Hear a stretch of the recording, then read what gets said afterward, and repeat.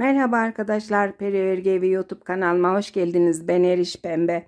Sizlerle bir tane çiçekli hırka çalışması yapacağız yine.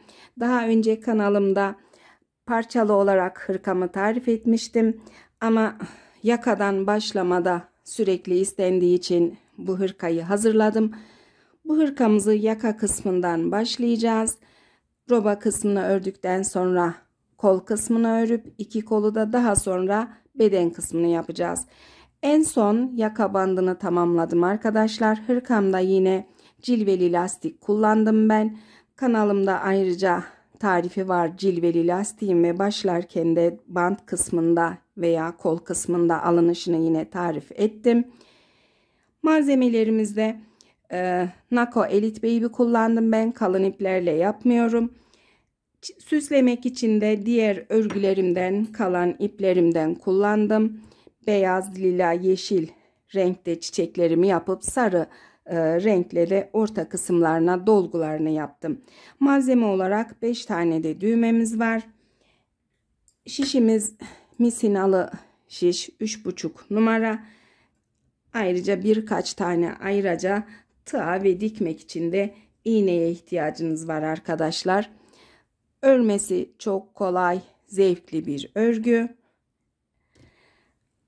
Büyüklüğü hırkamın 3-4 yaş aralığında kullanacak şekilde 3 yaşında giydirmeye başladığınızda 4 yaşına kadar rahatlıkla giydireceğiniz büyüklükte.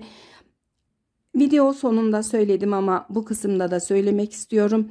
Eğer daha büyük örmek isterseniz başlangıç ilmeğim 55 ilmek benim. 55 ilmeğe 6 ilmek ilave ettiğinizde 4-5 yaş aralığına göre örersiniz. 6 ilmeği yerleştirmek için de 6 ilmeğin 2 ilmeğini kol kısmına, 11 ilmek var bu kısımda. Bu kısmı 13 yaparsınız.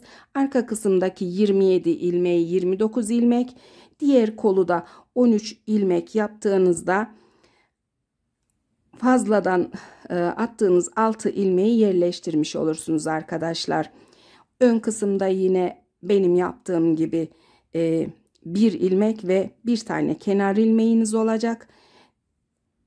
Yorumlarda da büyük başlamak isteyenler için yardımcı olacağım. Yorum yazdığınızda cevap vereceğim müsait oldukça. Gayet güzel, örmesi kolay bir hırka. Herhangi bir zorluğu yok. Örgüye yeni başlayan arkadaşlar için de uygun. Hep birlikte başlıyoruz şimdi. Kanalıma abone olup beni desteklemeyi unutmayın arkadaşlar. Şimdiden hepinize çok teşekkür ediyorum. Hayırlı günler diliyorum. Örgümüze başlıyoruz arkadaşlar. Yakadan başlama çiçekli hırka yapacağız. Hırkamız için benim Nako Elite Baby ipim var. Diğer kalın iplerle yapmıyorum ben. Nako Elite Baby veya diğer markaların biraz daha bu kalınlıkta olan ipleriyle yapıyorum. İpim anti peeling bir ip. 100 gram, 250 metre. Benimle aynı renkte örmek isteyenler için renk no 69-36 arkadaşlar. 3 yumağımız var. Artık ne kadarını kullanırsak üzeri içinde evde kalan iplerinizden çiçekler yapabilirsiniz. Hırkamızı tamamladığımızda çiçekleri de tarif edeceğim. 2 tanesini kaldırıyorum. Bir tanesiyle başlayacağız. Şimdi şişimizde 3,5 numara arkadaşlar. 3,5 numara şişle yapacağım ben. Eli sıkı olan arkadaşlar 4 numara ile de yapabilir. Eli bol olanlar 3,5 numara ile veya 3 numara ile yapabilir. Elinizin artık ayarına göre şişinizi seçebilirsiniz. Ama çok kalın şişlerle örgü salaş olduğu için ben çok kalın şiş kullanmıyorum. Başlıyoruz şimdi ilmeklerimizi atarak başlayacağız. İlmeklerimizi 55 ilmek olarak atacağız arkadaşlar. Daha sonra ayrımları yapacağız. Ön kısımda sadece birer ilmeğimiz olacak. Ön kısımlarda birer ilmek, bu kısımdan V yaka şeklinde örgümüzü ördükçe artmalarını ekleyip ön kısmın ilmeklerini oluşturacağız. Atacağımız ilmeklerden 55 ilmekten dağılımı kol, ikinci kol arkasının ilmekleri ve artma yerlerindeki birer ilmeğimiz, 4 ilmek toplamı, birer tane de ön kısım için kenar ilmeği. Başlıyoruz şimdi 55 ilmeği atmaya. Birinci ilmeğimi attım. Daha sonra diğer ilmeklerimi normal şekilde atıyorum. Çok sıkı veya bol değil, şişime göre.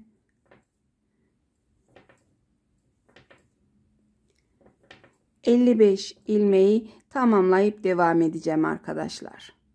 Şişime 55 ilmeğimi atıp tamamladım arkadaşlar. Sayıyla da gösteriyorum. 55 ilmek. Şimdi çevirip ters yüzden bir sıra ters örgü örüyoruz. Kenar ilmeğimi örüyorum. Daha sonra tüm ilmeklerimi ters örüyorum.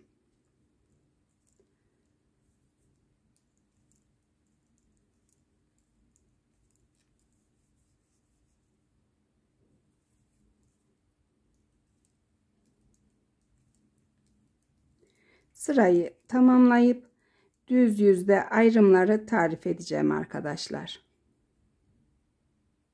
Ters yüzden sıramı tamamladım arkadaşlar.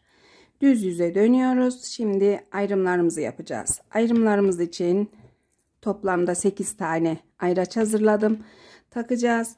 Bir de çizerek de size yardımcı olmaya çalıştım. 55 ilmeğimi bu şekilde çizdiğimde ayrımlarım birer ilmek ön için ayırdım arkadaşlar. Ön kısımda şimdilik sadece bir ilmeğimiz olacak. Devamındaki artma yerinde bir ilmeğimiz var. Bu ilmeğimizi ters öreceğiz ve her iki yönüne, sağ ve sol yönüne artma ekleyeceğiz bir ilmeğin. Kol için 11 ilmek. Devamında yine bir ilmek ters ayrım yeri için 27 ilmek arkası, 1 ilmek ayrım yeri, 11 ilmek ikinci kol, 1 ilmek artma yeri ve ikinci ön için bir tane kenar ilmeğimiz olacak. Örgümüzde bu şekilde ayrım yaparak 4 santim kadar öreceğiz. 4 santim ördükten sonra V yaka için bu kısımda bir ilmeğin hemen önünden de ilmekler atarak ön kısmı V şekilde çoğaltıp öreceğiz arkadaşlar. Kenar ilmeğimi örüyorum. Bir tane kenar ilmeği ön için, devamında bir ilmek artma ekliyorum. Artma ekledikten sonra ilk ayracımı takıyorum. Sırasında gelen ilmeği ters örüyorum. Daha sonra bir ayraç daha takıyorum. Ayraç taktıktan sonra yeniden artma ekliyoruz ve kol ilmeklerini örmeye başlıyoruz. 1 2 3 4 5 6 7 8 9 10 11 11 düz ilmek ördük. Bir artma ekliyoruz. Ayracı takıyoruz. Sırada gelen ilmeği ters ördük. Bir ayraç daha takıyorum. Arkası için artma ekliyorum. 27 düz ilmeği örmeye başlıyorum. 1 2 3 4 5 6 7 8 9 10 11 12 13 14 15 16 17 18 19 20 21 22 23 24 25 26 ve 27. ilmeğimiz. 27 ilmek düz ördükten sonra yeniden bir tane daha artma ekledim. Bir tane ayraç takıyorum. Devamındaki ilmeği ters ördüm. Yeniden bir ayraç taktım. Yeniden kol için artma ekledim. İkinci kolun 11 ilmeğini düz örmeye başlıyoruz. 1 2 3 4 5 6 7 8 9 10 11. 11 ilmek olunca yine artmamızı ekledik. Ayracımızı taktık. Devamındaki ilmeği ters ördük. Ayracı takıyorum. 8. ayracımı artmama ekledim. Kenar ilmeğimi ördüm. Düz yüzden ayrımımızı yapıp ilk sırayı tamamlamış olduk. Çeviriyoruz örgüyü. Kenar ilmeğimi örmeden aldım. Daha sonraki artma olarak eklediğim ilmeği ters ördüm. Ayracımı alıp bu kısımdaki ilmeği, bir ilmeği düz örüyorum. Ters yüzde 4 tane düz ilmeğimiz var. Diğer ilmeklerimizin örülüşü ters olacak arkadaşlar. Kol için 11 ilmeğimiz vardı. 2 artma ekledik. 13 ilmek oldu. Hepsini de ters örüyorum.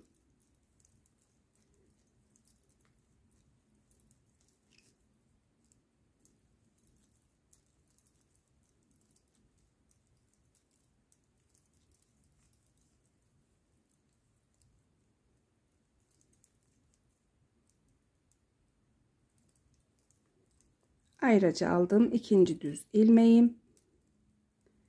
Diğer ayracı da alıyorum. Arka kısmın ilmeklerini örmeye başlıyorum. Herhangi bir işlem yok. Çok yavaş örmeyeceğim o yüzden. Çünkü videolar çok uzun oluyor yavaş ördüğümüzde.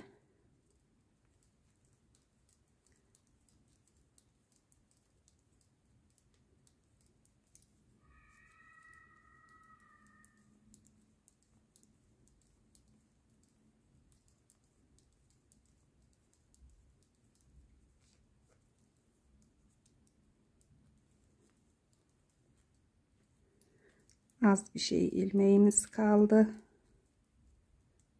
Ters yüzdeyiz. Ayracımı alıyorum. Üçüncü düz ilmeğimi düz ördüm. Tekrar mavi ayracımı da aldım. Kol ilmeklerindeyiz.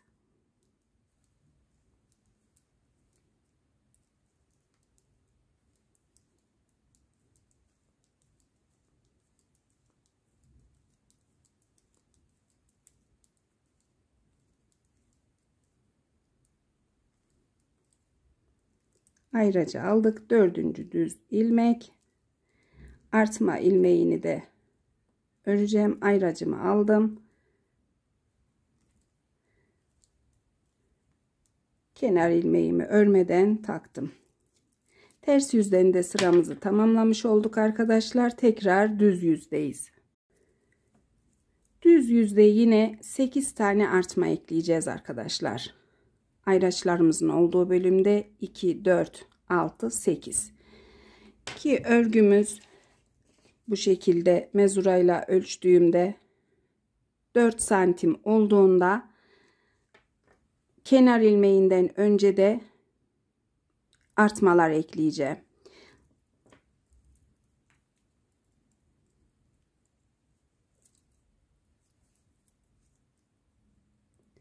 Kenar ilmeğini örüyorum. Daha sonra bir ilmek düz ördüm. Bir tane artma ekledim. Ayracımı aldım. Bir ters ilmek, ikinci ayracı alıp kol için artma ekliyorum. Ayracıma kadar ilmekleri düz örüyorum. Örgümüz düz yüzde düz, ters yüzde ters. Sadece bu 4 ilmeğimiz hariç düz yüzde onları ters örüp diğer yüzde düz örüyoruz.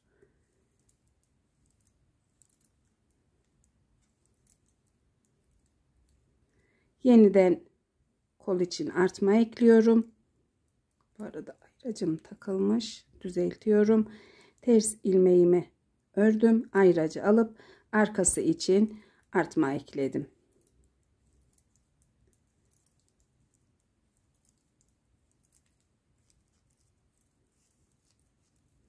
İkinci sırayı da çekmek istiyorum. Örgüye yeni başlayan arkadaşlar için.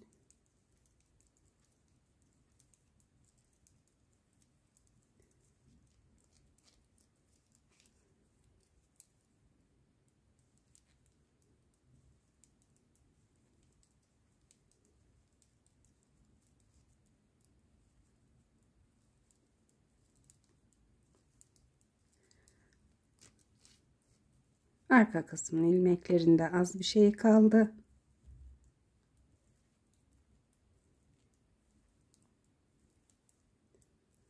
Yeniden artma ekliyoruz. Ayraçtan önce ayracı alıyorum. Bir ters ilmek, ikinci ayracı alıp tekrar artma.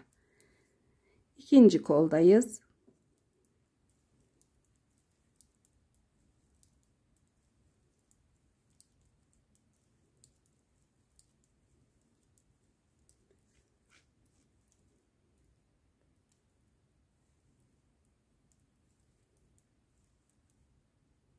Artmayı ekliyorum. Kol için ayracı alıyorum. Bir ters ilmek, diğer ayracı alıp yeniden artma ekledim. Bir düz ilmek örüp kenar ilmeğimi de taktım şişime. Bu şekilde ayarladık arkadaşlar. Düz %8'er tane artma ekleyerek 4 santim olana kadar örüyoruz. Bu yüzde ters yüzde ilmeklerimiz, bu kısımlardaki ilmekler ters, 4 tane düzümüz var. 4 santim olduğunda tarife devam edeceğim. Örgümde ilerledim arkadaşlar. Mezurayla ölçtüğümde 4 santim yüksekliği var. Görüntüsü de kol ilmekleri, arkasının ilmekleri, ikinci kol, ön kısımlarda bu şekilde.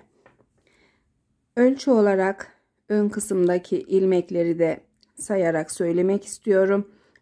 Ön kısımda ilmek sayımız 2, 4, 6, 8 ilmek. Diğer yönde de kontrol edelim. 2, 4, 6, 8 ilmek ön ilmeklerimiz var. Şimdi 4 yerde artmamız vardı. Bu şekilde. Bir de örgünün bu kısımda, yaka kısmında son ilmekten hemen önce artmalar ekleyeceğiz. Artmalarımızı şimdi eklediğim zaman, bu sırada artmamı ekleyince daha sonra 3 sıra örgü öreceğim. Bu kısımdaki artma için 3 sıra örgü ördükten sonra tekrar düz yüzde 4. sırada artma ekleyeceğim. Diğer yerdeki artmalarımız aynen devam edecek. Bu düz ilmeklerimiz, düz yüzde ters olan ilmeklerimizin sağ ve sol yönüne eklediğimiz artmalara aynen devam edeceğiz. Son ilmeğimi ördüm bu sırada. Artma eklemek için şişime bu şekilde ipimi alıyorum. Çeviriyorum bu şekilde. Çevirdiğim zaman ipimle yeniden bir tane ilmek oluşturmuş oldum. İlmeğimi bu şekilde tutup 8 ilmeğin birincisini düz olarak örüyorum. İpimi biraz yerleştiriyorum. Çok bol olmaması için devam edip diğer düz ilmekleri tamamlıyorum. Ters olan ilmeğime gelince yine bir tane artma ekliyorum. Ters ilmeği örüyorum. Kol için artma ekliyorum. Kol ilmeklerini örerek sırama devam ediyorum. Örgüye yeni başlayanlar için söylüyorum. Bu kısımdaki artmalarımız devam edecek. Kol ilmeklerinin sonuna kadar sıramı tamamlayıp bu kısımda tarife devam ediyorum arkadaşlar. Sıra sonuna yaklaştım. Kol ilmeklerini tamamlıyorum. Ters ilmeğime gelince kol için bir tane artma ekliyorum. Ters ilmeği ördüm. Tekrar artma ekledim. Şişimde 2, 4, 6, 8 tane ilmek var. Ön kısmın ilmekleri, 8'ini de düz örüyorum.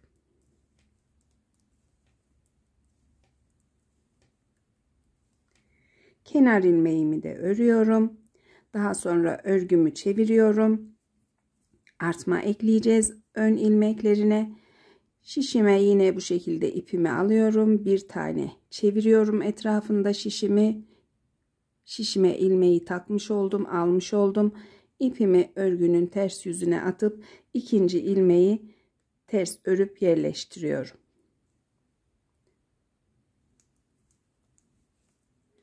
Ters yüzden sıramı tamamlıyorum arkadaşlar.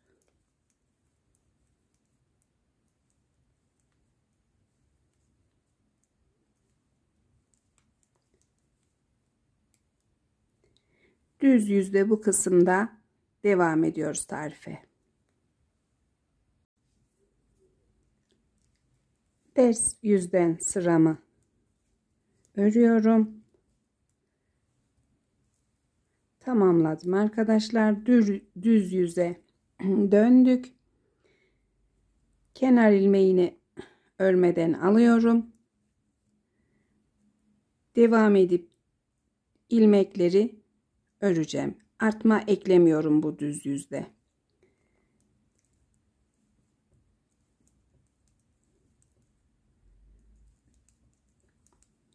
Ön kısmın ilmeklerini tamamlayınca sayıyorum. 2, 4, 6, 8, 10 ilmeğim var. Bir tane artma yerinin bu kısmına artma ekledim. Ters ilmeği ördüm. Tekrar artma ekleyip kol ilmeklerine devam ediyorum. Düz yüzden sırayı tamamlıyorum. Bu kısımda da sadece artma yerinde ters ilmeğimizin yönünde artma ekliyoruz. İlmeklerin bittiği yönde artma eklemiyoruz. Daha sonra ters yüzü de tamamlayacağım. Bu kısımdaki ikinci artmayla tarife devam edeceğim. Düz yüzdeyiz yine. Artma ekleyeceğiz. Örgüye artmayla başlayacağız. Yine diğer düz yüzde artma eklememiştik. Bir önceki sırada düz yüzde eklemiştik. İlmeklerimizi sayıyoruz. Ters ilmekten sonraki bu kısımdaki artma yerindeki ilmekten sonra 2, 4, 6, 8, 10, 11 tane ilmeğimiz var. Son ilmeği de yine bu şekilde örülmüş olarak tutun arkadaşlar. Şişime doladım ipimi, çeviriyorum bu şekilde, döndürdüm. Artma ilmeğini şişime dolamış oldum. Devamındaki bir ilmeği örüyorum ve bir tane ayraç takıyorum. Ayracımdan önceki ilmekler artma ilmekleri, yaka kısmında V yaka olması için. Diğer ilmekleri düz örerek ilerliyorum.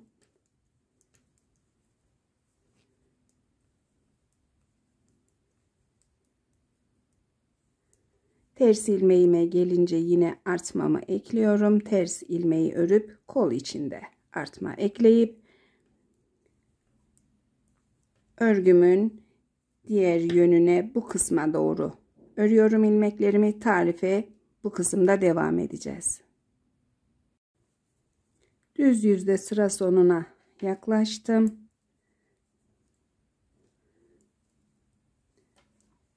İlmeklerimi örüyorum. Kol ilmeklerini tamamlayıp artmama ekledim. Bir ters ilmeği örüp tekrar artma ekledim. Sol şişte 2, 4, 6, 8, 10, 11 ilmeğim var. Tamamını düz örüyorum.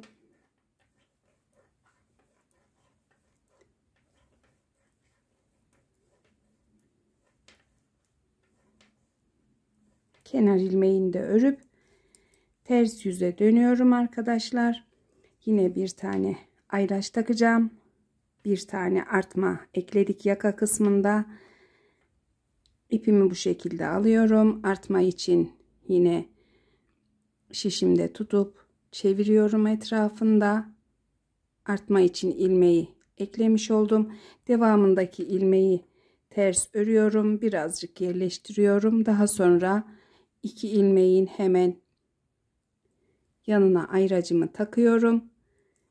İlmeklerimi ters örerek ilerliyorum.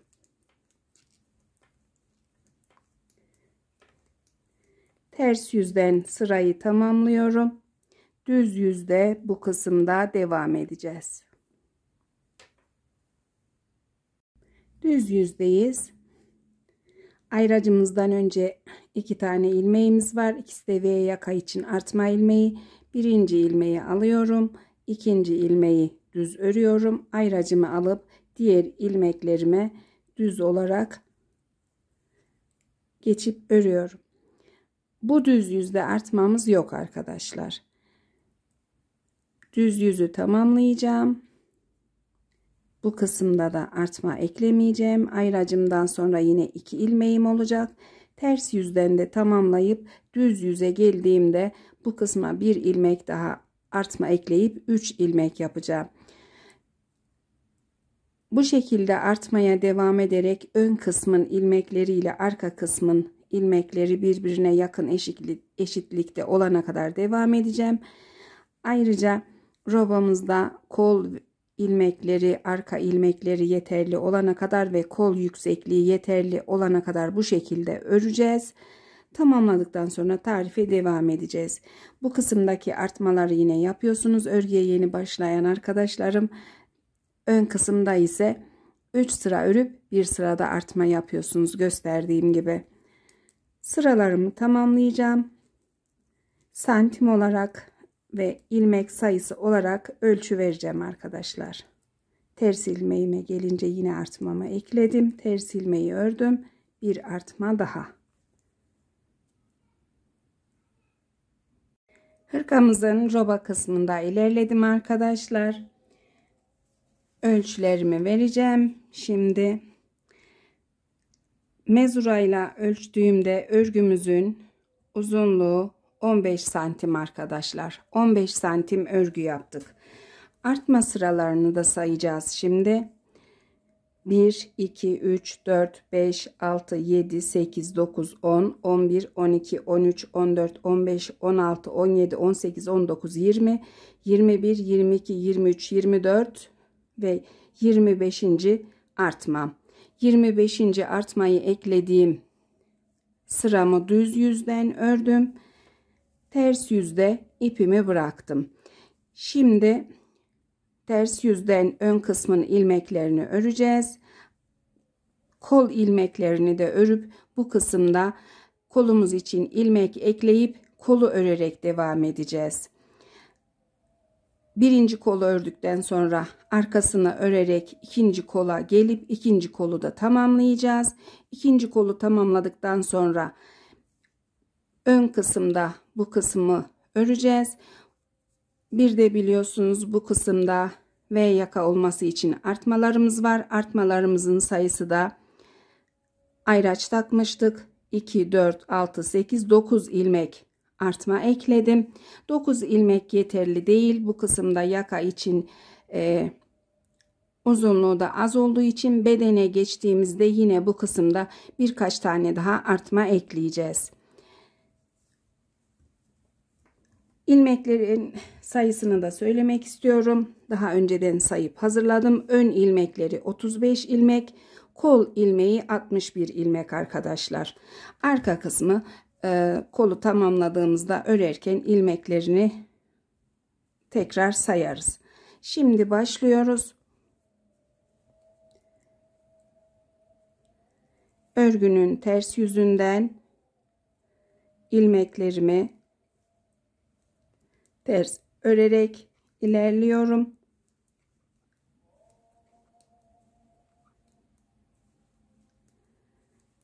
Ayracım yine kalacak. Artmaların sayısını bu kısımda bilmemiz için. Şimdi ön kısmı tamamlayacağım. Arka kısmı da tamamlayıp bu kısımda tarife devam ediyorum. Sıra sonundayız. Ön ilmekleri, kol ilmekleri, az bir ilmeğimiz kaldı. Kalan ilmekleri ters örüyoruz. Artma ilmeğini de örüyorum. Daha sonra bu kısımda bir tane düz ilmeğimiz var. Bu ilmeği de ters örerek kol ilmeklerine ilave ediyorum arkadaşlar. Modelimizde biraz böyle bol, geniş kol daha güzel durduğu için İkişer tane de bu yöne ilmek ekleyeceğim. 1 2 tane ilmek ekledim. İlmeği ekledikten sonra arka kısmın ilmekleri şişimizde kalacak. Biz örgünün düz yüzüne döneceğiz. Bu şekilde eklediğim ilmeğin bir tanesini ördüm. Kenar ilmeği oldu. Diğer ilmeği de düz örüyorum. Daha sonra tüm ilmekleri düz örerek kol ilmeklerinde sol yöne doğru ilmeklerimi örüp tamamlayacağım. Bu kısımda da ilmek ekleyeceğiz arkadaşlar. Kol ilmeklerinde sona yaklaşıyorum. Kalan 1 2 ilmeğimi de düz örüyorum. Artma yerindeki ters ilmeğime geldim. Diğer yüzden düz olan ilmek. Bu ilmeğimi de düz örerek kol ilmeğine dahil ediyorum. Daha sonra diğer yönde yaptığım gibi 1 2 ilmek artma ekliyorum. Örgünün ters yüzüne dönüyorum.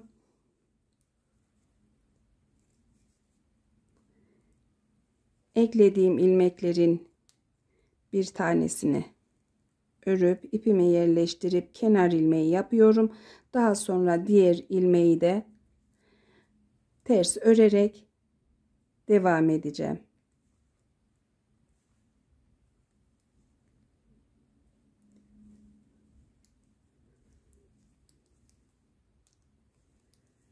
Kol ilmeklerini belirledik. Şimdi kolda arkadaşlar 61 ilmeğimiz vardı.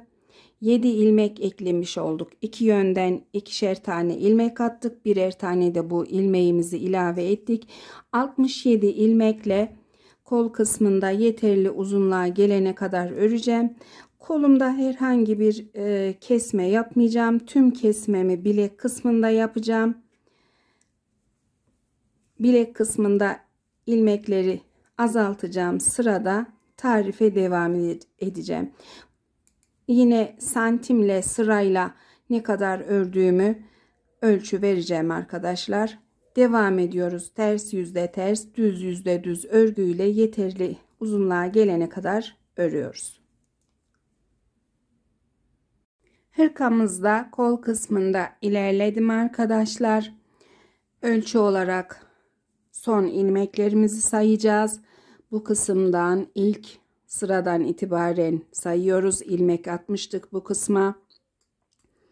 2, 4, 6, 8, 10, 12, 14, 16, 18, 20, 22, 24, 26, 28, 30, 32, 34, 36 tane son ilmeğimiz var.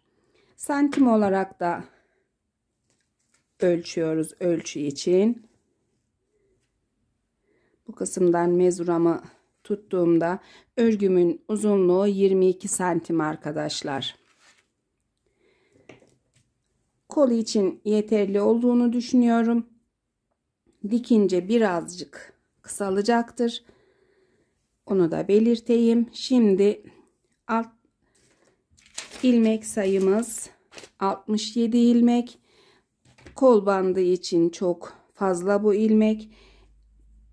Düz yüzden ilmeklerimizi eksilterek sıramızı öreceğiz. Cilveli lastik yapacağım yine kol bandı için. Kenar ilmeğimi ördüm. Daha sonra bir düz ilmek örüyorum. Bir ters ilmek örüyorum. İkinci düz ilmekte 2 ilmeği birden şişime alıyorum. Bir tane eksiltme yaparak düz ilmeğimi örüyorum. Ters ilmeği örüyorum. Düz ilmeği yine 2 ilmeği birlikte aldım, ördüm. Ters ilmeğimizin örülüşü. Cilveli lastik bilmiyorsanız arkadaşlar kanalımda ayrıca tarifi var. Yavaş alarak da gösteriyorum. Bu şekilde 2 ilmeği aldıktan sonra şişinize düz ilmeklerde kesim yapıyoruz. Şişimizi ipin altından bu şekilde dolayıp örüyoruz. Ters ilmeği bir tane bu şekilde örüyoruz. Düz ilmeği yine 2 tane alıyoruz. Sıra boyunca bu şekilde devam ediyoruz.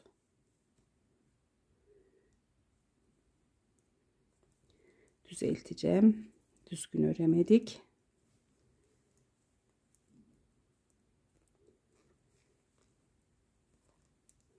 Tekrar ters ilmek, düz ilmekte 2 tane, ikisini birlikte ördük.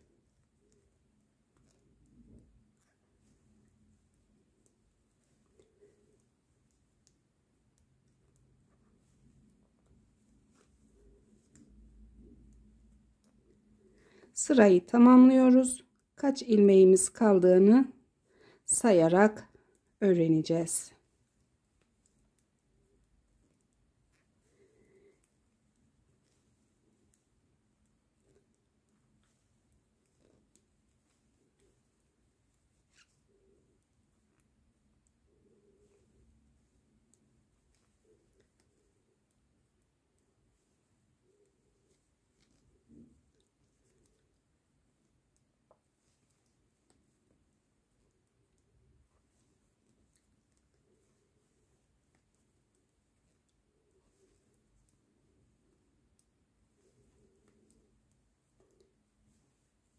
Sıra sonuna kadar tüm düz ilmekleri ikişer alarak ördüm arkadaşlar.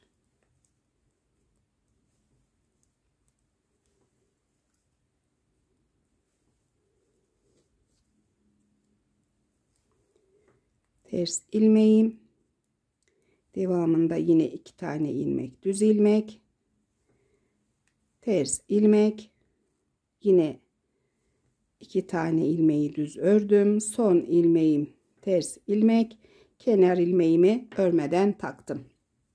Sayıyoruz şimdi. 2 4 6 8 10 12 14 16 18 20 22 24 26 28 30 32 34 36 38 40 42 44 46 ilmeğimiz kaldı. 46 ilmekle cilveli lastik olarak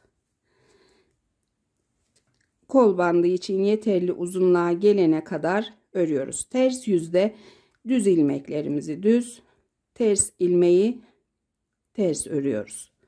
Tekrar düz ilmek, ters ilmek, düz, ters.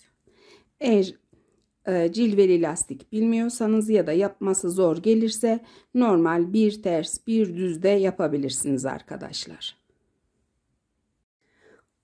Kol kısmındaki lastik örgüsünü tamamladım arkadaşlar. Ölçü olarak yine son ilmekleri sayarak ölçü vereceğim. 1, 2, 3, 4, 5, 6, 7 tane son ilmeğim var. Yeterli. Artık ilmeklerimizi, kol ilmeklerimizi kapatabiliriz. Kapatmak için yine tığ kullanacağım ben. İsterseniz eliniz şişe alışkınsa şişle de kapatabilirsiniz. Kenar ilmeğimi ördüm. Daha sonra düz ilmeğimi tığımla örüp kenar ilmeğinin içinden kaydırıyorum. Devamındaki ters ilmeği de örüyorum. Daha sonra yine kaydırdım. Düz ilmek, ters ilmek.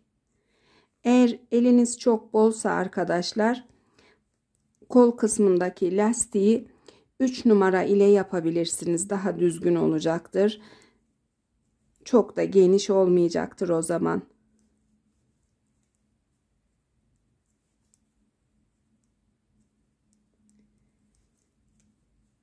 İlmeklerimi tamamen kapatacağım.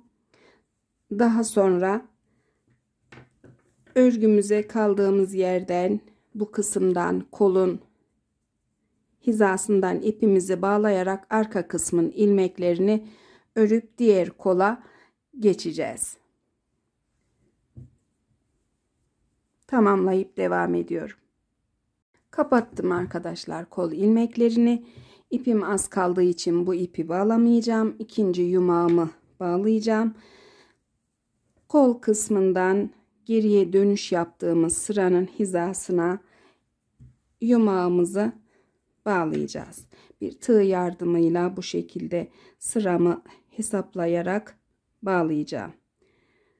Bu kısımdan tığımı taktım.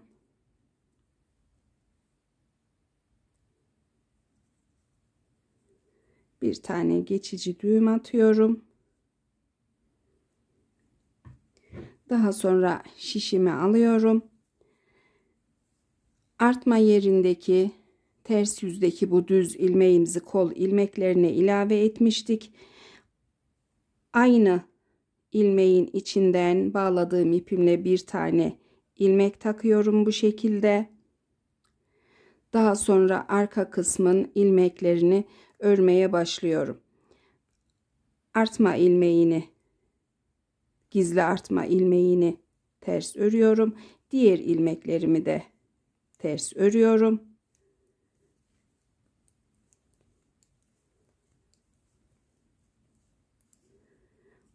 Bu kısımda boşluk kalmasını istemiyorum. O yüzden ilmeğimizden bir tane ilmek taktık arkadaşlar.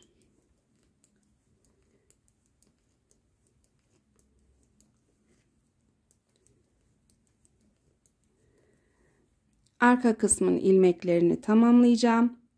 Kol kısmında, bu kısımda yine devam edip ikinci ön sırasına kadar, bu kısımlara kadar örüp burada tarife devam edeceğim. İkinci kolun son ilmeklerindeyim arkadaşlar. Kol ilmeklerimin tamamını örüyorum. Artma ilmeğini de ördükten sonra bu kısımdaki yine düz ilmeğimizi kol ilmeklerine ilave ediyoruz. Ters örüyorum. Kol ilmeklerine aldım ilmeği. Ön kısmın ilmekleri şişimde bekleyecek. Şişime diğer kolda olduğu gibi 2 tane artma ilmeği ekledim. Çeviriyorum. Ön kısmın ilmekleri şişimizde kalacak. Biz kol kısmına düz yüzden örerek devam edeceğiz. İsterseniz bu kısımdaki ilmekleri benim gibi bir ilmek tutucuya alabilirsiniz. İsterseniz şişinizde kalabilir, rahat yapabiliyorsanız.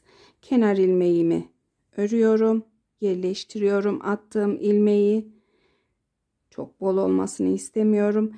İkinci ilmeği düz ördüm.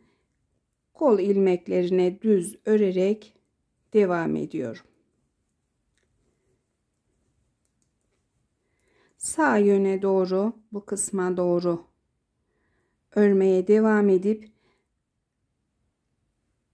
devamında da yine bu kısımda ilmeklerimizi atarak tarife devam edeceğiz.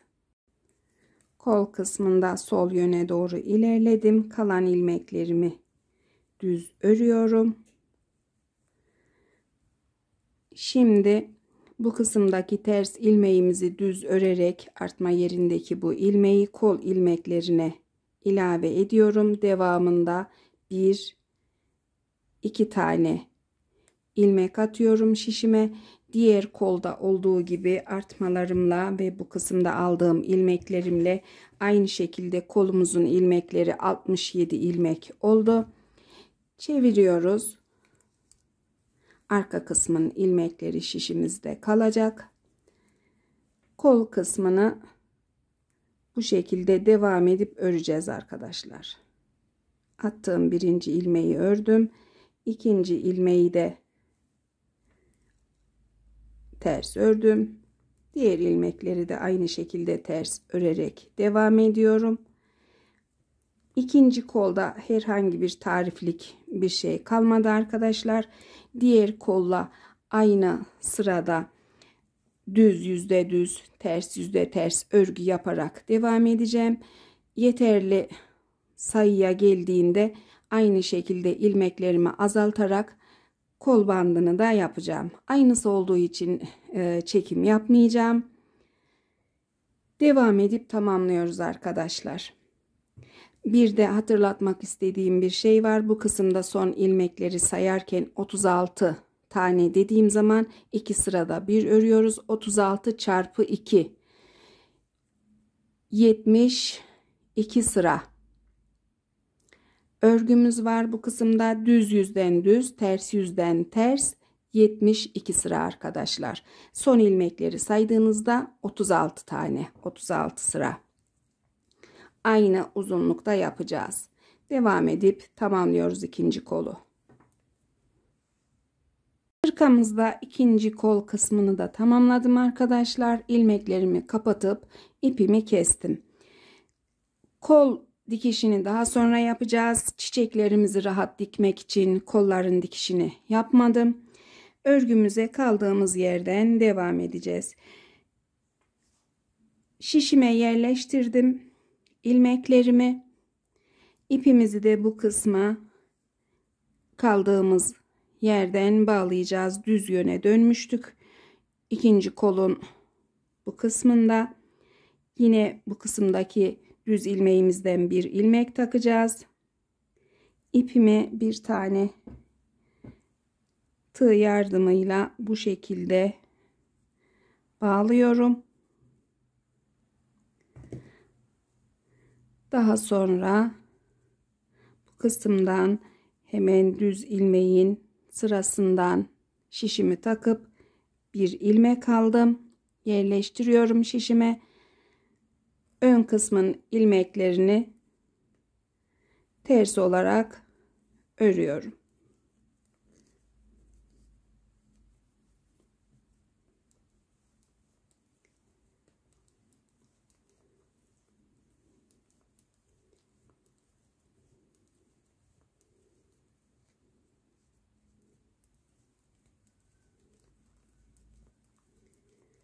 Hızlıca öreceğim bu kısma, çünkü bu kısımdaki işlemi tarif etmek istiyorum. Kesmeyeceğim de.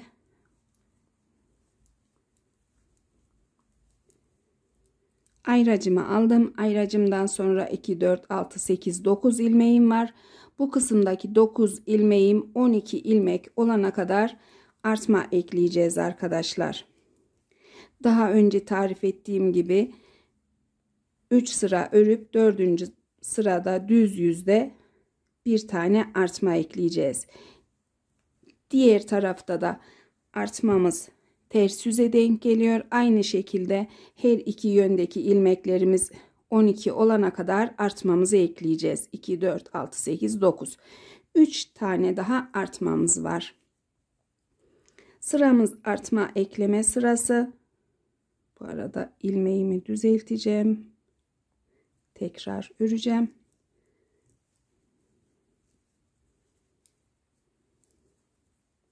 Kenar ilmeğini ördüm. Yine şişimi doluyorum. 10. artma ilmeğini eklemiş oldum. İlmeklerimi örüyorum. Kol altında bu kısımda tarife devam edeceğim. Kol altına doğru ilerliyorum.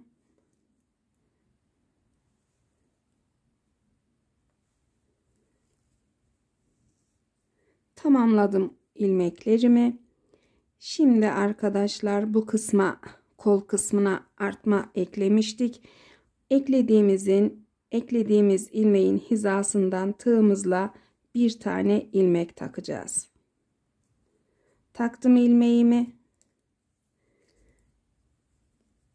Diğer yönden yine bu kısımdan, kolun diğer dikiş yönünden bir tane daha ilmek takıyorum.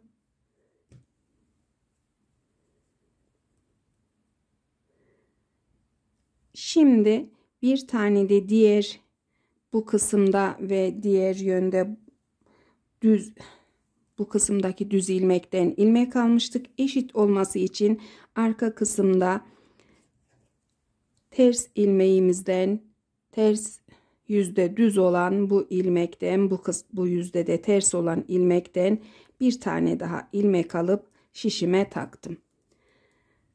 Toplamda 1, 2, 3 tane ilmek takmış oldum.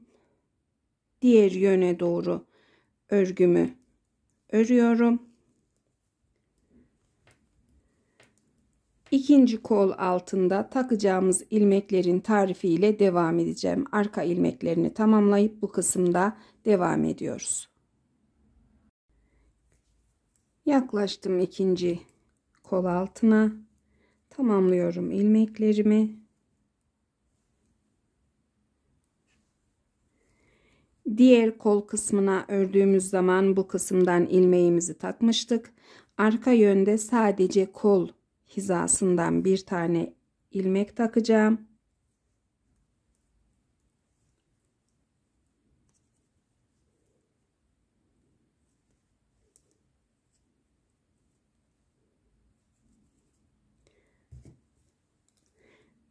Ön kısımdan bir tane kolun bu artma eklediğimiz yerden bir tane de ters ilmeğimizin hizasından ekleyeceğiz arkadaşlar ilmek.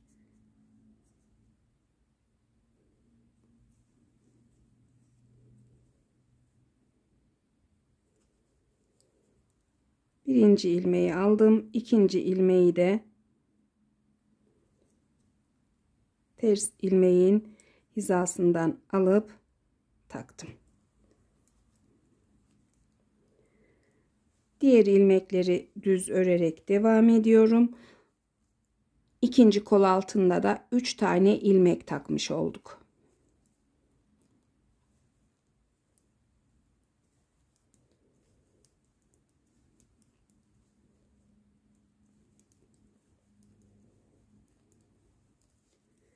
Sırayı tamamlayacağım. Sıra sonunda yaka kısmında 10. ilmeğimizi ekleyeceğiz.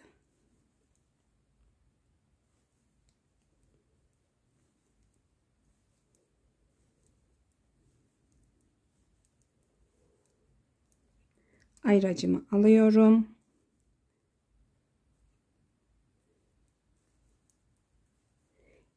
İlmeklerimi çıkarıp taktığım için bazıları düzgün takılmamış. Örerken düzelttim. Kenar ilmeğini de örüyorum. Daha sonra çeviriyorum örgümü. Doluyorum yine şişime.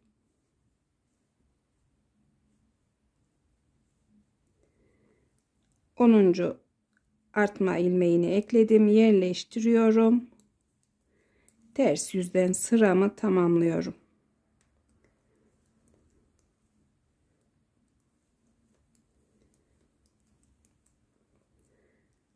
Bu kısımdaki artmalarımı ekleyerek tamamlayacağım. 2, 4, 6, 8, 10, 12 tane olduğu zaman ilmek sayısını sayıp söyleyeceğim arkadaşlar. Sıralarımı tamamladıktan sonra devam ediyorum. Beden kısmında kol altlarında başka bir işlem yok. Ters yüzden ters, düz yüzden düz örgüyle devam ediyoruz. Hırkamızın beden kısmında ön kısımda yapacağımız artmaları tamamladım arkadaşlar. 2, 4, 6, 8, 10, 12 ilmek artma ekledim bu kısımda ve yaka olacak kısımda. Diğer yönde de aynı ölçüde 2, 4, 6, 8, 10, 12 tane. Koltuk altından da gösterdiğimde bu kadar da örgü örmüş oldum. Artma ilmeklerini tamamlarken şimdi ilmeklerimizi de sayıyoruz. Ön kısmın ilmekleri 2, 4, 6, 8, 10, 12, 14, 16, 18, 20, 22, 24, 26, 28, 30, 32, 34, 36, 38, 40 ilmeğimiz var ön kısımda. Arka kısımda ise 2, 4, 6, 8, 10, 12, 14, 16, 18, 20, 22, 24, 26, 28, 30, 32, 34, 36, 38, 40, 42, 44, 46, 48, 50, 52, 54, 56, 58, 60, 62, 64, 66, 68, 70, 72, 74, 76, 78, 80, 81 ilmek de arka kısımda var. İkinci önde 40 ilmek arkadaşlar. Toplamda 161 ilmeğimiz var. 161 ilmekle beden kısmında yeterli uzunluğa gelene kadar düz yüzde düz, ters yüzde ters örgü örüyoruz. Yumağımız yetmeyecektir. Üçüncü yumağı bağlayacağım. Herhangi bir işlem yok. Artık beden kısmını yeterli uzunluğa gelene kadar örüp daha sonra yine cilveli lastikle bant öreceğiz. Bant örülüşüne kadar örüyorum. Daha sonra devam edeceğiz. Örgümüzün beden kısmında düz örgü bölümü tamamladım arkadaşlar. Bu kısımdan son ilmekleri sayarak ölçü vermek isterdim ama artmaları yaptığımız için sıralar farklı çıkar diye sadece santimle ölçü vereceğim. Kol altından beden kısmına kadar ölçtüğümde örgümün uzunluğu 23 santim arkadaşlar. 23 santim olunca bant örmeye başlayacağız. Kollarda yaptığımız gibi bir ters bir düz cilveli lastik öreceğiz. Herhangi bir ilmek artması veya eksilme yok. Kenar ilmeğini örüyorum. Daha sonra bir tane düz ilmek, bir tane ters ilmek, bir düz, tekrar ters ilmek örerek bu şekilde kol kısmındaki kadar cilveli lastik öreceğim. Aynı sayıda yapacağım. Daha sonra ilmekleri kapatacağım. Bandımızı bitirdikten sonra yaka kısmından ilmek toplayarak yaka bandını yapacağız arkadaşlar. Hırkamın beden bölümündeki lastik kısmını tamamladım arkadaşlar. Şimdi ilmeğimizi kapattım. Bu ilmeği bıraktım biraz genişleterek. İlmek çıkarmaya sol yönden başlayacağımız için ipimi kesmedim. Birinci ilmeği şişimize alacağız. Daha sonra sol yönden başlayarak tüm ön kısım, kollar, arka kısımdan tekrar ikinci kol ve diğer sağ yönden ilmek çıkararak bu kısma doğru tüm ilmeklerimizi toplayacağız. Yaka kısmındaki lastiği tek parça halinde öreceğiz arkadaşlar. Eli bol olan arkadaşlar yaka kısmındaki lastik için bir tık ince şiş kullanabilir. Ben yine aynı şişimle 3,5 numara şişimle yapacağım lastiğimi. İlmeklerimi kapattığım ilmeği şişime aldım. Daha sonra hemen bu kısımdan son ilmeğin arasından şişimi takıyorum. Bir ilmek daha alıyorum. Devamında yine son ilmekten taktım. İkinci son ilmekten bir ilmek aldım. Son ilmeğin arasından girip bir ilmek daha aldım. 4 ilmek oldu. Yine taktım şişimi. Bir ilmek aldım. Devamındaki son ilmekten 2 ilmek taktım. Son ilmeklerimizde bir tanesinden 2 ilmek, bir tanesinden 1 ilmek alacağız arkadaşlar. Devamındaki son ilmekten bir tane, ondan sonrakinden 2 tane. Yerleştiriyoruz, biraz şişimize göre alacağız. Çok sıkı veya gevşek olmayacak bu topladığımız ilmekler.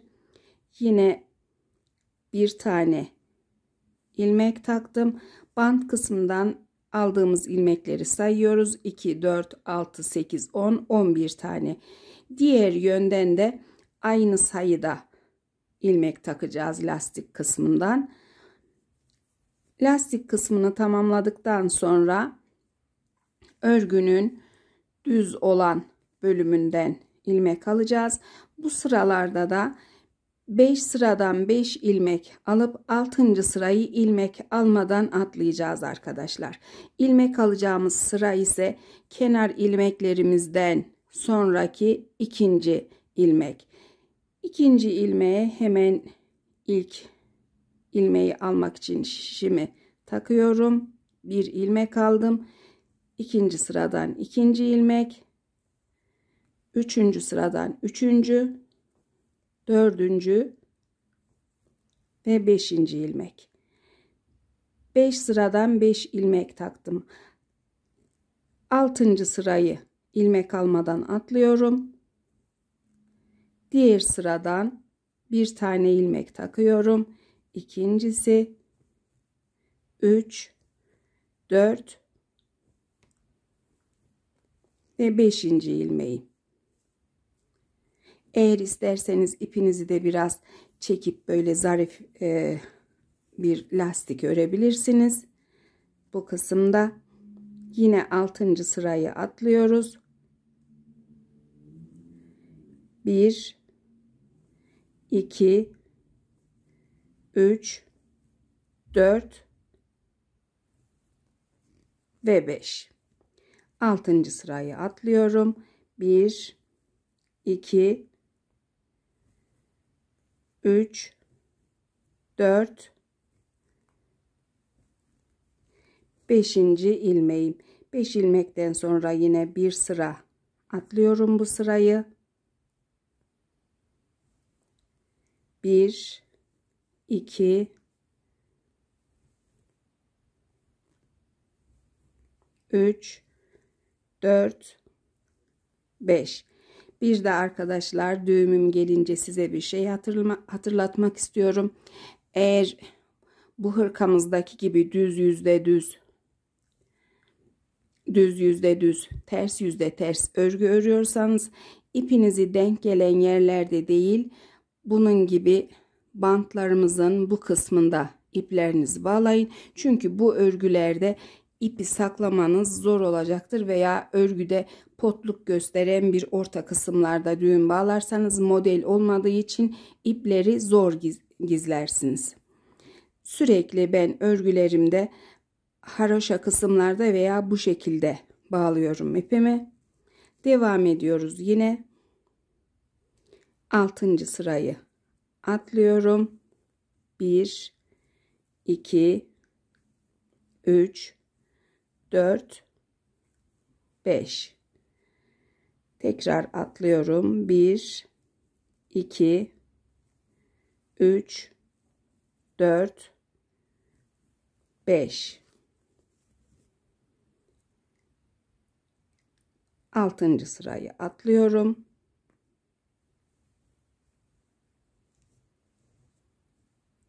1, 2, 3, 4, 5.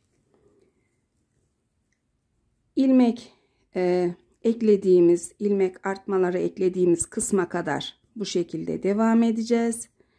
Oraya kadar ilerleyip orada da tarif etmek istiyorum. 1, 2, 3, 4, 5. 6. sırayı atlıyorum.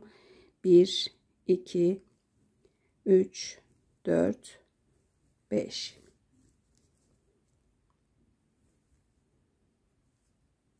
2, 3, 4, 5. Bir sıra daha atlıyorum. 1, 2, 3 ilmek daha aldığımda bu kısımda artık V yaka için ilmek eklediğimiz kısma geldik.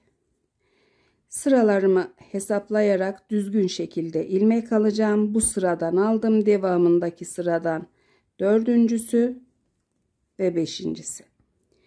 Bir sıra bu sırayı atlıyorum. Diğer sıradan sıraları takip ederek 5 sıradan 5 ilmek alıyorum. 3, 4.'sü ve 5.'si. Aynı şekilde şimdi atlayacağım sıra, daha sonra ilmek alacağım sıralar 1, 2, 3, 4, 5. Yine bu sırayı atlıyorum. Devamındaki sıra 1,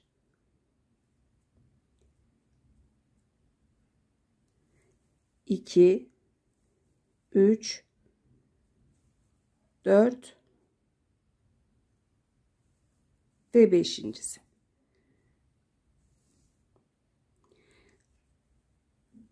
Kol kısmına kadar ilerleyip bu kol kısmında tarife devam ediyorum arkadaşlar. Sol yönün ilmeklerini tamamladım arkadaşlar. Şişim de bu şekilde 5 5 5 olarak görünüyor. Bu kısma da biraz daha dikkat ederek ilmeklerimi topladım. Şimdi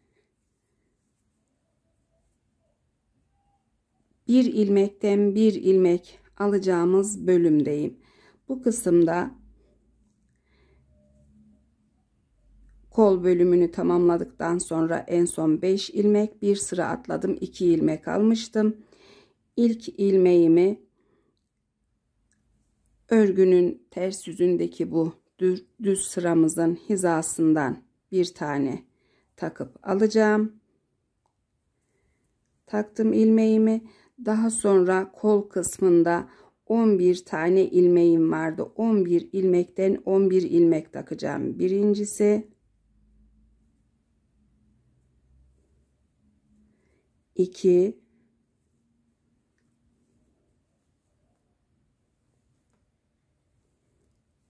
3,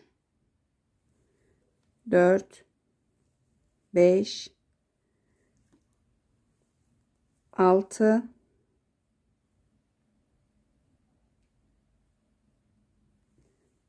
7, 8, 9. ilmeğim, 10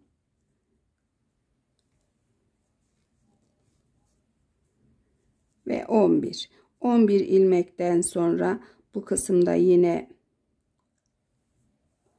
ters ilmeğin hizasından bir tane daha takıyorum.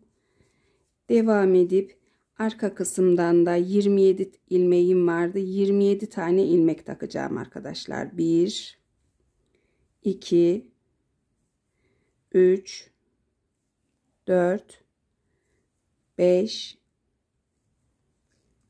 Bu şekilde devam ederek kol kısmından da 11 ilmek alacağım. Sağ yönden ilmeklerimi bu kısımdan takmaya devam edeceğim. Tarife de burada devam ediyoruz. Kol kısmından ve yaka kısmından ilmeklerimizi taktık. İkinci koldan da taktık. Şimdi diğer ön taraftayız. Son olarak ters ilmeğimin hizasından bir tane ilmek aldım. Düz örgü bölümüne geçiyorum. Yine kenar ilmeklerimden sonraki bir düz ilmeğin 5 sırasından 5 tane ilmek alacağım. Bir ilmek, ikinci ilmek, üçüncüsü, dördüncü ve 5. ilmeği. 6. sıradakine atlıyorum. 1, 2, 3, 4, 5. 6. sırayı atlıyoruz. 1, 2, 3, 4 ve 5.'si. Yine eklediğimiz ilmeklerin hizasına gelince arkadaşlar bu kısımda artmaları takip ederek ilmeklerimizi alıyoruz. Mesela bu ilmekten aşağı doğru alır inersek örgümüzün iç yüzünde diğer ilmeklerimiz kalır. 6. sırayı atlıyorum. 1, 2, 3, 4 ve 5.'si. Tekrar 6. atlıyorum. 1, 2, 3, 4 ve 5.'si. Bant kısmına kadar ilmeklerimi takıp bant kısmında devam ediyorum. İkinci bant kısmındayız arkadaşlar. Şimdi bu kısımdan da ilmek takacağız. Birinci ilmeğimden bir ilmek taktım. Daha sonra devamındakinden 2 tane takıyorum. Bir tane daha, bir sonrakinden 2 ilmek. Bir ilmek, diğerinden 2 ilmek takıyorum. Sonuncusundan bir tane taktım. Bir tane daha takıyorum. Sayıyorum kaç tane olduğunu. 2, 4, 6, 8, 10 tane ilmeğimiz var. Son ilmeğimizi örgüyü kapattığımız bu hizadan ilmekten tığla takıp şişimize aldık. Tamamladık ilmek takmayı. Sıra boyunca ters yüzden ilk sıramızı örmeye başlıyoruz.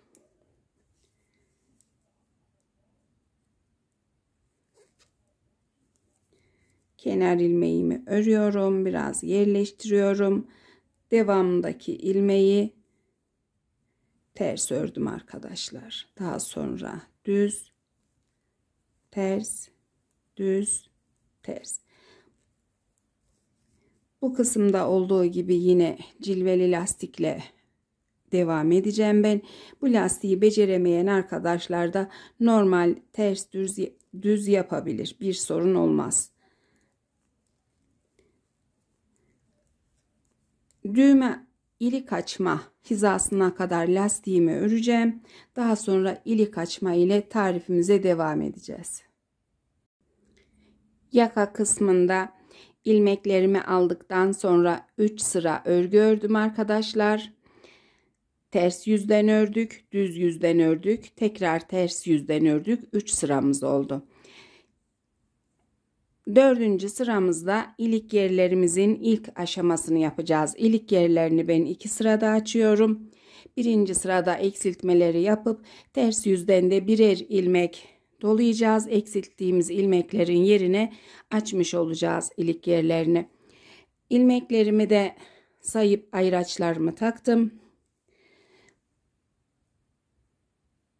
İlik yerlerini bu kısma V yaka bölümündeki düz olan hiç artma olmayan kısımla bant arasına açacağız.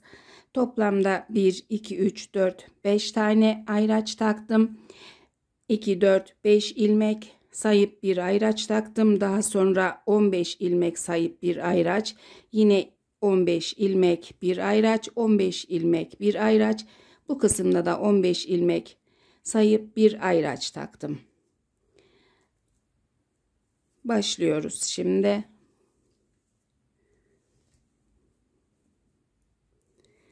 Kenar ilmeğimi örüyorum. Devamındaki düz ilmeğim, ters ilmek, düz ve ters ilmek. 2, 4, 5 ilmek ördükten sonra ayracımı alıp diğer yöne taktım. Daha sonra şişimdeki 6. ve 7. ilmeği şişime alıyorum. İkisini birlikte düz örüyorum. Başka işlem yapmıyorum arkadaşlar. Devam edip diğer ilmekleri örülüşüne göre örüyorum. Ters veya düz ise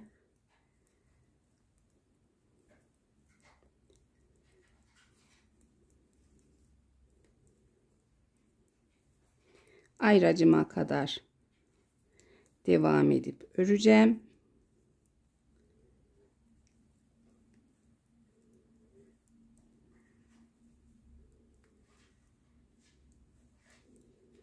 Ayracımı alıyorum. Devamındaki ilmeğim ilk gelen ilmek ters olduğu için düz ilmeğimin arkasına atacağım. Bu şekilde değiştireceğim ve ikisini birlikte düz öreceğim. Ördüm. Daha sonraki ilmeğim ters, düz,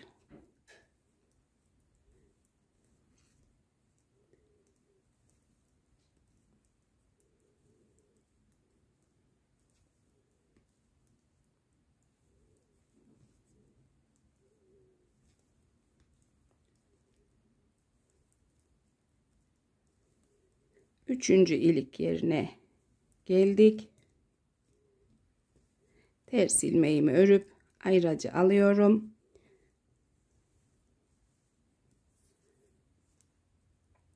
Düz ilmeği ve devamındaki ters ilmeği ikisini birlikte şişime alıp ilk yeri için ikisini birlikte ördüm. Devamındaki ilmeği de düz örüyorum.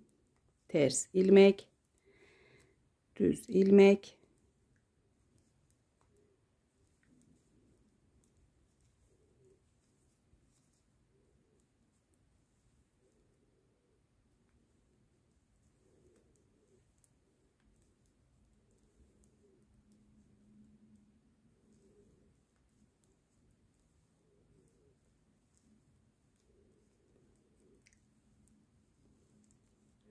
dördüncü ilik yeri için ayracımı aldım.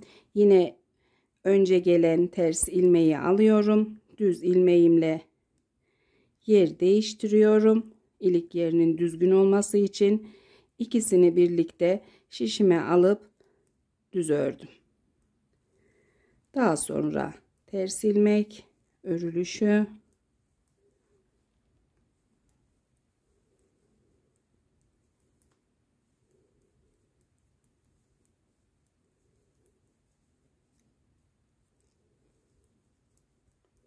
beşinci ilik yerimize yaklaştık.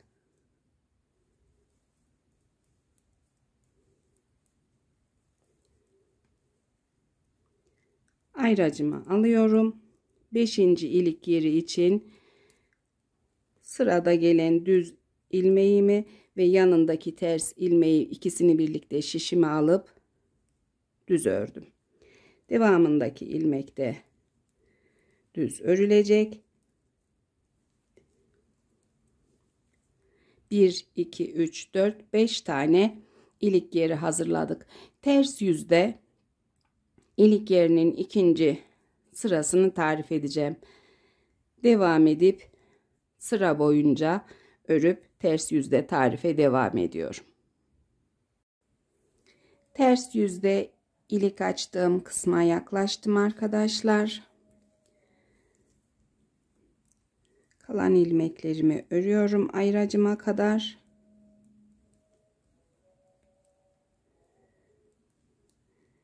Düz ilmek, ters ilmek ve devamındaki ilmeği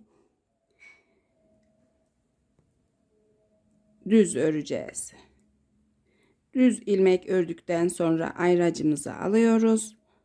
Bu kısma bir tane doluyorum. Bu bir önceki sırada kestiğim ilmeğin yerine.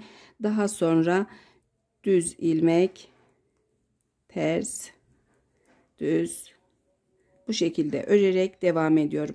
Yapacağımız herhangi bir işlem yok. Sadece bir tane ilmek dolayacağız.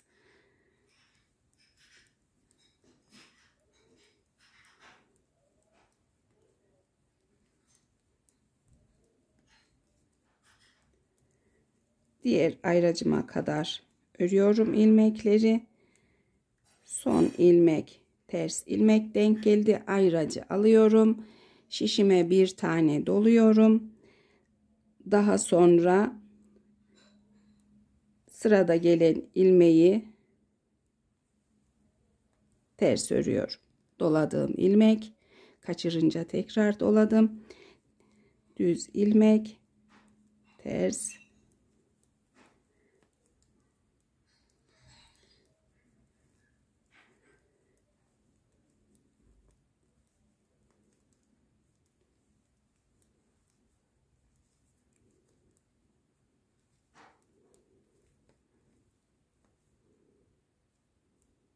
düz, ters ve düz ilmek ördüm. ayracımı aldım.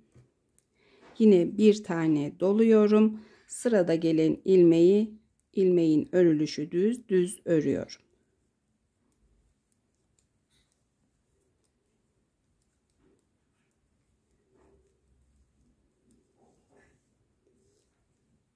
İlik yerlerinin görüntüsü bu şekilde arkadaşlar. Şişimiz 3,5 olduğu için gayet güzel bir ilik yeri olacak. Çok büyük açtığımızda düğme tutmayacaktır. Diğer ilik yerlerinde de birer tane dolayacağım. Daha sonra 4 sıra daha örgü öreceğim ve ilmeklerimi kapatacağım. Yaka bandımızda bu kısımda herhangi başka bir işlem yok. Bandı tamamladıktan sonra hırkamızın çiçeklerini yapacağız. Ben yapıp hazırladım. Bir tanesiyle de size tarif edeceğim. Renklerini de söyleyeceğim. Evde kalan iplerinizden yapabilirsiniz. Band tamamlanınca çiçekle devam edeceğiz. Hırkamda yaka bandını tamamladım. İlik yerlerini açtım. Karşı tarafa da düğmelerini diktim arkadaşlar. Çiçeklerimi de yerleştirip diktim. Çiçek tarifinden önce kaç tane gideceğini öğrenmek için dikişlerini yaptım. Çiçeklerden 1, 2, 3, 4, 5, 6 tane beyaz çiçek yapacaksınız. 1, 2, 3, 4 tane lila çiçek. 1, 2, 3, 4 tane de yeşil çiçek yeterli oldu. Bu şekilde yerleştirdim ben. 3'er tane kollarına, 4'er tane ön kısma diktim. Kolun bir tanesini diktim, dikişini bu şekilde gösteriyorum arkadaşlar. Diğerini çiçek tarifinden sonra dikişini tarif edeceğim. İkinci kolu tarif için bıraktım. Şimdi katlıyoruz. Aslında kanalımda çiçek tarifi var ama hırkanın içinde olsun diye yeniden tarif edeceğim. Lila ipimizle yapacağız çiçeğimizi.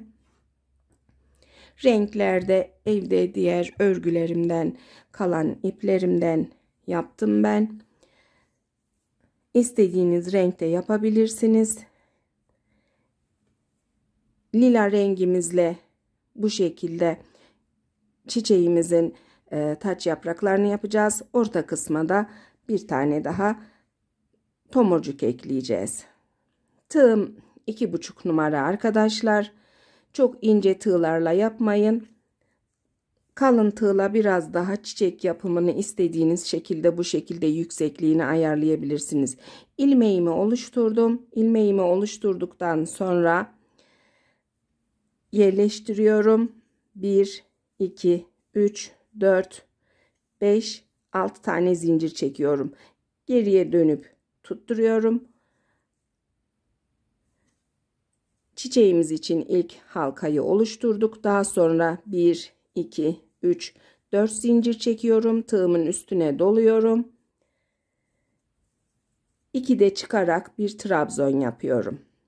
6 tane kutucuk yapacağız. İkinci kutucuk için 2 zincir çekiyorum. Tekrar ikili trabzan, ikinci kutucuk, 1, 2 zincir. Devamında ikili trabzan 1, 2, 3 tane oldu. Tekrar dördüncüsü, 5. kutucuk olduğunda 1, 2, 3, 4, 5 tane olduğunda 2 zincir daha çekip 4 zincirin olduğu bölüme trabzanımı tutturup ilmeğimi kaydırıp bir zincirle sıkılıyorum. Daha sonra 1, 2, 3, 4 tane zincir çekiyorum. Tığımın üstüne ipimi alıyorum. Dolgu yapmaya başlıyorum. 1, 2, 3, 4, 5, 6, 7, 8 ve 9. 9 dolgu olunca hepsini birlikte topluyorum. Bir zincir çekip sıkılıyorum. 1, 2, 3, 4 zincir çekip aynı kutucuğa tutturuyorum. Diğer kutucuğa sık iğne ile geçtim. 1, 2, 3 4 zincir daha çekiyorum.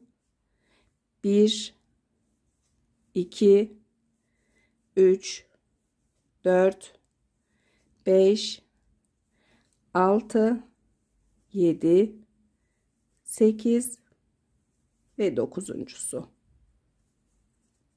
Topladım hepsini birlikte, sıkıladım. 1 2 3 4 zincir. Diğer üçüncü kutucuğa geçtim. 1 2 3 4 zincir. Tekrar dolgularımı yapıyorum.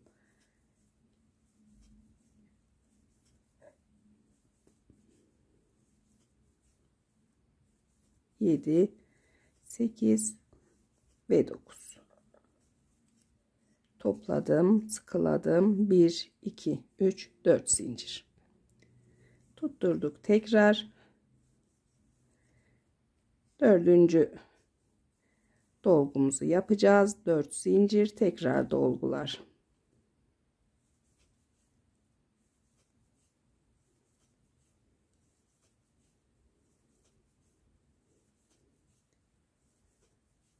Dokuz dolguyu tamamladık. Topluyoruz.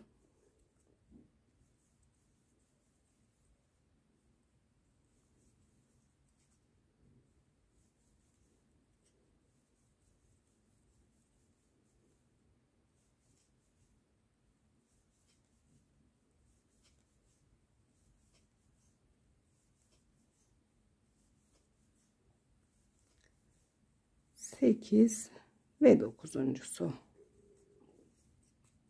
1 2 3 4 zincir. Tekrar aynı yere tutturduk. 6. yaprak için 4 zincir.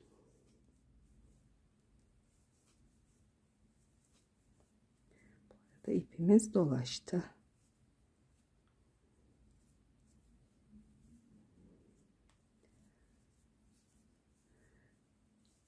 Bir, 2, 3, 4, 5, 6, 7, 8 ve 9'uncusu. Bir zincirle sıkıladım. 1 2 3 4 zincirle aynı yuvaya tutturdum. Daha sonra diğer yüzden bir tane trabzana bir sık iğne ile geçiyorum, kaydırıyorum ilmeğimi.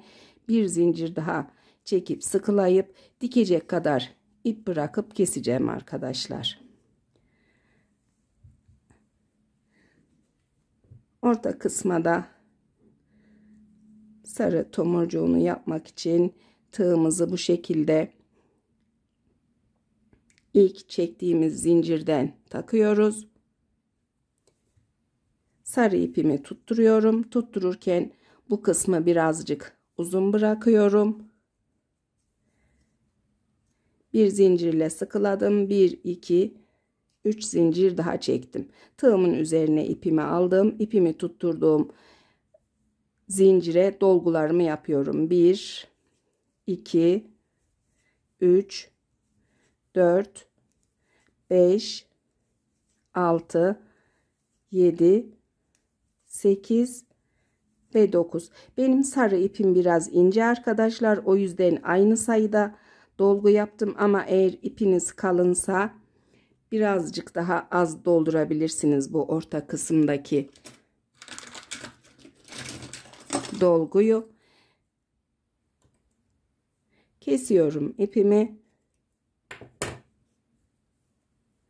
Daha sonra karşı yönden ipimi ters yüze alıyorum.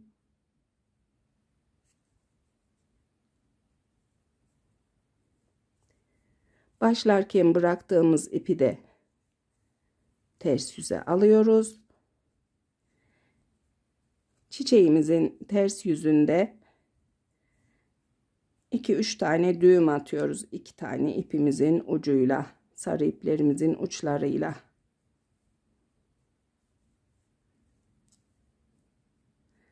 Çiçek yapımı da bu şekilde arkadaşlar. Gayet kolay. Çiçeğimizi de tamamladığımız için şimdi dikişimize tarif edebiliriz. Dikişimiz için kol ucunda ipi bırakmıştım. Biraz esnetip böyle inceltiyorum. Daha sonra kolu ters yöne çevireceğim.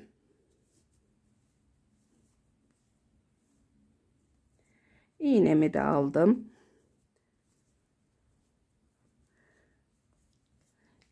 Lastik yönünden arkadaşlar başlayacağız. İpimiz burada çünkü örgümüzü kapattığımız ilk ilmeğe, bu kısma iğnemle çıkıyorum. Karşı yöne tekrar tutturuyorum.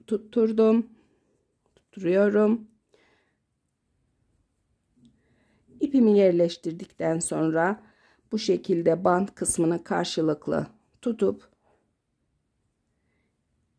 son ilmeklerin hizasından dikmeye başlıyorum.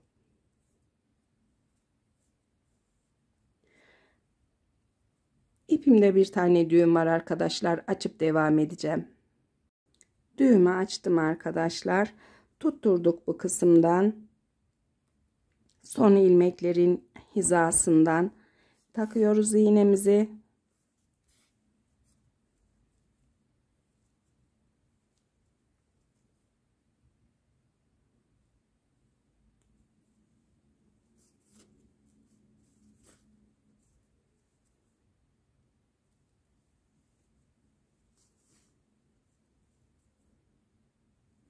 Lastik kısmını bu şekilde dikiyoruz.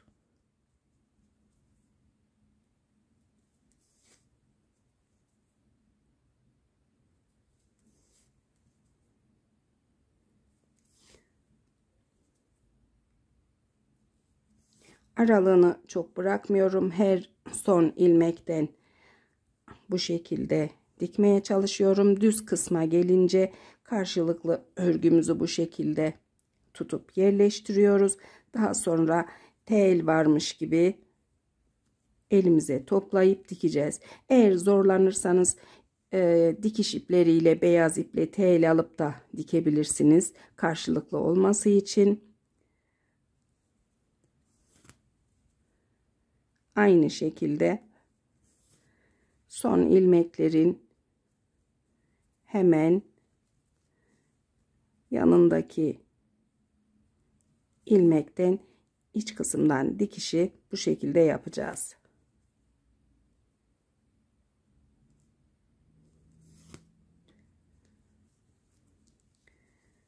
Diktiğimizde dikişimizin görüntüsü de bu şekilde arkadaşlar. Diğer kol kısmı da tamamen tamamladım. Kol altı falan böyle. Hırkamın dikişini tamamlıyorum. Daha sonra mezura ile ölçülerini vereceğim arkadaşlar. Tamamladık hırkamızı arkadaşlar. 3 yumağımız vardı. 3 yumağımdan kalan ipim bu kadar. 2,5 yumaktan birazcık fazla gitti. Kalan ip bu şekilde. Ölçüleri de mezura ile ölçeceğiz. Şimdi olduğu gibi bırakarak ölçüyorum. Herhangi bir ütü veya buhar yapmadım arkadaşlar. Ütü yapmıyorum zaten, örgüyü bozduğu için. Örgümüzün genişliği, düğmelerini iliklediğimiz şekilde 33 santim. Kol altından bu şekilde düzelttiğimde beden uzunluğu 28 santim. Kol altından uzunluğu 25 santim. Omuz kısmından bu şekilde kolu ölçtüğümüzde 42,5 santim. Tüm beden uzunluğu da düzeltiyorum bu şekilde. Yaka kısmından tüm beden uzunluğu 44 santim arkadaşlar. 3 yaş kız çocuklarına uygun bir hırka. Tabii ki çocuğun bedenine göre değişebilir. 3 yaştan 4 yaşa kadar rahatlıkla giyebileceği bir ölçüde. Büyütmek için de bu kısımlara ön kısım yine 1 ilmek kalacak. Daha büyük örmek için kol kısmındaki 11 ilmeği 13 ilmek, arka kısımdaki 27 ilmeği 29 ilmek, ikinci kolu da 13 ilmek yaparak bir beden büyüğünü başlayabilirsiniz. Her beden için 2, 4, 6 ilmek ekleyeceksiniz. 6 ilmek eklediğinizde 4 yaş, 12 ilmek eklediğinizde 5 yaş için yapabilirsiniz. Tabii ki bu sıradaki 25 artmayı da 4 yaş için 27 artma ve 5 yaş için 29 artma gibi çoğaltabilirsiniz arkadaşlar. Çok tatlı bir hırka oldu. Sahibi güzel günlerde giysin inşallah. Henüz yeni doğdu sahibi ama ben birazcık büyük yaptım. İsmi de Erva Hırka olsun hırkamızın. Beni izlediğiniz için çok teşekkür ediyorum. Destekleriniz, yorumlarınız için hepinizden Allah razı olsun. Kolay gelsin hepinize.